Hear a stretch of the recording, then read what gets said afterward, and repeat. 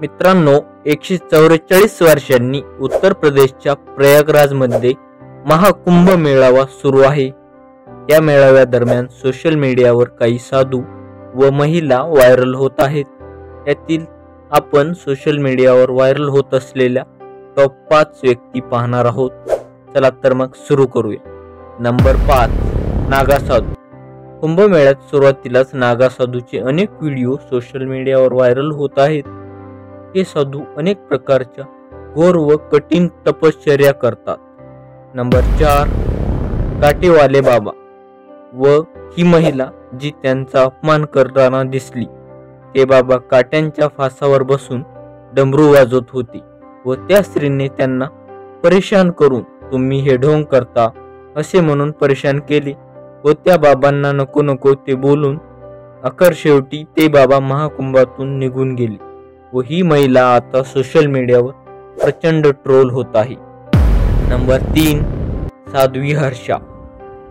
ही महाकुंभाच्या सुरुवातीला चर्चेत होती व तिचे जुने व्हिडिओही सोशल मीडियावर प्रचंड व्हायरल होत आहेत। तिचा एक व्हिडिओ प्रचंड व्हायरल झाला। त्यात ती उत्तराखंडवरून आल्याचं सांगते व ती आचार्य महामंडलेश्वर बाबांची सांगत आहे। बरेच दिवसापासून घरच्यांशी बोलणं झालं नाही असं ती म्हटली व तिच्या सौंदर्यामुळे चर्चेत आली। तिने आणखी लग्नही केलेले नाही। नंबर 2, IITN बाबा। हे बाबा कॅनडामधील लाखो रुपयांची नोकरी सोडून भगवे वस्त्र घालून व गळ्यात रुद्राक्षाच्या माळा घालून महाकुंभात आले। त्यांनी सांगितलं की ते घरात साधना करत असताना त्यांच्या घरच्यांनी त्यांना पाहिलं व वेड समजलं। या बाबांचं खरं नाव अभय सिंह असं आहे। नंबर 1, मोनालिसा। सध्या सोशल मीडियावर व्हायरल होत असलेली तरुण ही एक गरीब घरची मुलगी आहे। ती महाकुंभात माळा विकायची, पण तिच्या अद्भुत सौंदर्याने व तिच्या त्या एका व्हिडिओने ती प्रचंड व्हायरल झाली।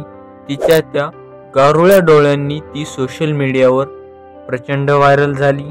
ती एखाद्या अभिनेत्रीपेक्षाही सुंदर दिसत आहे। तिचं वय सध्या 16 वर्ष आहे। ती मध्य प्रदेशमधील महेश्वर शहराची आहे। सोशल मीडिया इंस्टाग्रामवर तिच्या नावाने अनेक अकाउंट बनवले आहेत, पण तिचे मूळ अकाउंट @मोनीभोसले8 असे आहे।